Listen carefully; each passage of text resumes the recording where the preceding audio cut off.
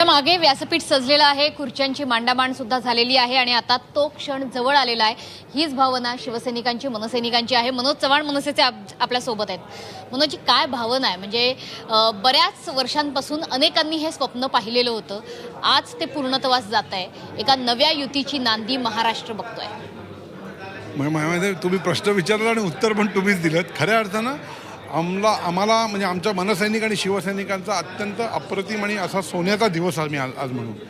खरंच लोकांची जनतेची इच्छा होती की दोन भावंड एकत्र येणं अत्यंत गरजेचं होतं आणि त्यांना लांब ठेवलं होतं राजकारणापासून की कुठूनही दोन भावंड एकत्र येऊ नये, कारण त्यांना ही ताकद माहिती आहे, ठाकरे ब्रँड महाराष्ट्राचा माहिती आहे आणि म्हणून काही असे ना, हे शेवटी ह्या गोष्टी राहत नसतात। तुम्ही पाण्याला किंवा हवेला असं दाबून किंवा हे करून ठेवू शकत नाही।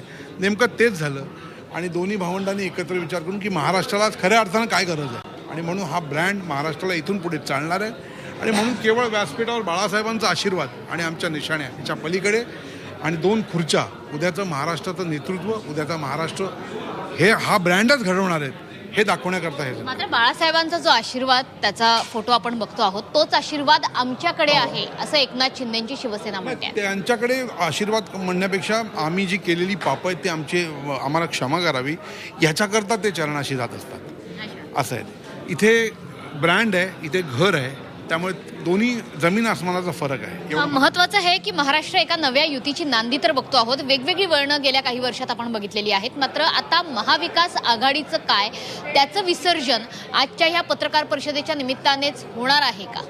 नाही, मला वाटतं आजची पत्रकार परिषद ह्या दोघांनीच जे ठरवलंय तेच महत्त्वाचं आहे आणि त्यामुळे काय होणार, काय हे होणार हा केवळ शिवसेना मनसे युतीचे आमचे अध्यक्ष ते ठरवतील असं मला वाटतं।